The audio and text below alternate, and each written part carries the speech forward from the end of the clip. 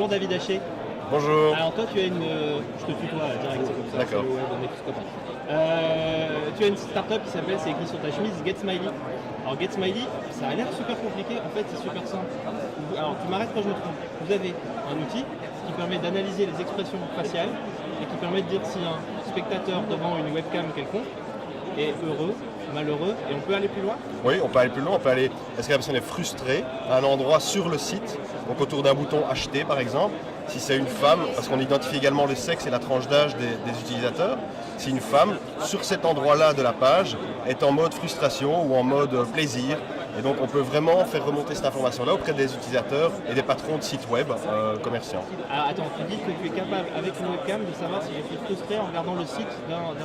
Tout à fait. Donc en gros, qu'est-ce qu'on fait? Notre webcam va analyser les émotions des utilisateurs. Donc, on a une palette d'émotions qui sont universelles, qui sont testées scientifiquement. Et en gros, on va corréler ces émotions-là avec la position par exemple du curseur de la souris. Et on sait que dans 90% des cas, 88 pour être plus précis, le regard du surfeur ou de la surfeuse est sur l'endroit où se trouve la souris.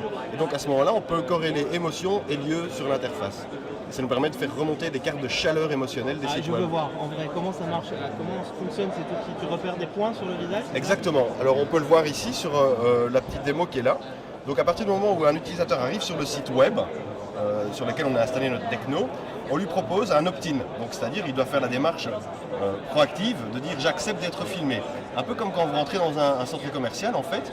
Vous faites chaque fois un opt-in puisque vous êtes obligé d'accepter d'être filmé quand vous rentrez dans un printemps ou autre. Mais dans ce cas-ci, on dit est-ce que vous souhaitez être filmé ou pas pour améliorer l'expérience utilisateur sur le site. Si vous cliquez oui, alors à ce moment-là, votre webcam, si vous en avez une bien entendu, est activée et nous, on fixe des points sur votre visage. Et ces points-là, c'est ceux-là qui vont déterminer quelles sont les émotions qui sont vécues par les utilisateurs, que ce soit de la joie, de la surprise dans ce cas-ci, ou bien de la colère. Donc voilà. D'accord. Donc en gros, moi je le vois bien. Hop, là, je reviens. Je ne te voyais plus.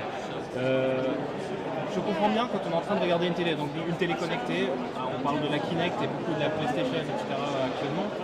On imagine bien, par exemple, que tu arrives devant ta télé, que tu regardes un programme et que pendant une émission, tu puisses dire oh là là, les gens ils étaient énervés parce que c'était fatigant, ennuyeux, etc.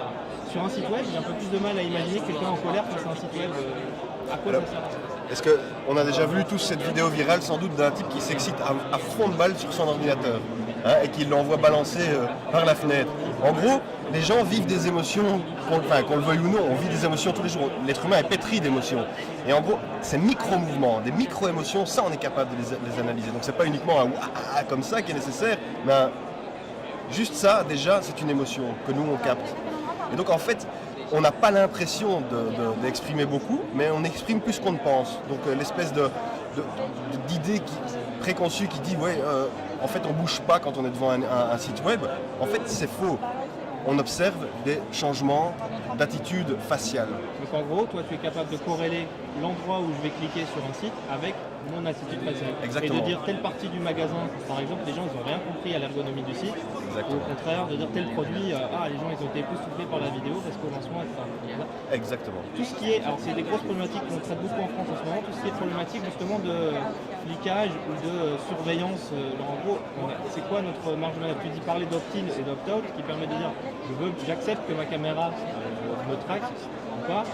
Est-ce que justement c'est pas le frein à ta techno, c'est que tous les gens vont dire bah non j'ai pas envie de... Alors logique, en gros on a à peu près dans nos tests 20% de taux d'acceptation, ce qui veut dire quand même une personne sur 5.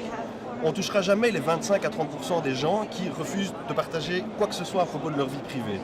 Ils sont réfractaires, point à la ligne, et voilà, c'est un groupe de la population qui ne veut pas exposer sa vie sur Internet. Mais avec la montée en puissance des réseaux sociaux, on constate que la transparence et l'espèce d'exhibitionnisme de l'humain est quelque chose d'assez finalement communément accepté. Et donc si je peux aider à l'expérience utilisateur sur un site web sans effort, puisque j'ai juste à cliquer sur un bouton finalement pour que le site web puisse récolter des données comportementales, eh bien je le ferai, même sans incentive. Donc on a fait des tests, 20% sans incentive. Si vous proposez un incentive commercial, une promo, si vous acceptez de participer au panel de testeurs, ben on arrive jusqu'à des 45-50% de taux d'acceptation. D'autre part, deuxième partie de la question, la privacy, quand ce que nous enregistrons, et vous l'avez vu là en exemple sur la vidéo, ce sont des points. Les vidéos ne sont pas conservées, on ne sait pas de qui il s'agit, donc on anonymise les données. On a juste une donnée on va dire, sociodémographiques, à savoir le sexe et la tranche d'âge, et puis après les données comportementales et émotionnelles, avec les mouvements de souris, de clic sur le site et les micro-mouvements du visage. Donc ce sont des points de données en fait. Une dernière question peut-être, et puis je te laisserai vaquer à tes occupations à le web. Tes clients aujourd'hui, ils recherchent quoi? Juste de l'expérience utilisateur sur un site web ou ça va plus loin? Ça va plus loin en fait. Je pense que globalement, quand on est dans une entreprise et qu'on essaie d'expliquer les web analytics, c'est fort rébarbatif. Si vous êtes face à des données statistiques, ce qu'on appelle les big data, etc., vous êtes submergé par de la donnée. Et donc on ne sait plus vraiment quoi faire tellement il y en a, par où commencer.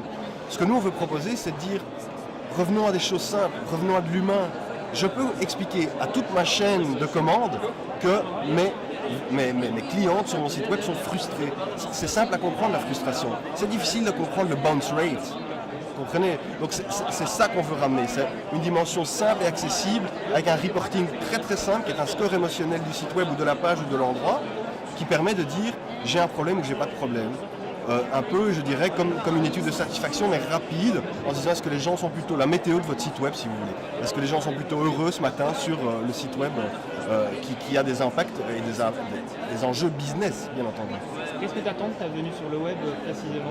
De t'avoir rencontré, de rencontrer des personnes comme toi, d'exposer notre technologie, de récolter du feedback, d'avoir des questions, de rencontrer peut-être des investisseurs, puisqu'on va entamer une levée de fonds en début 2014.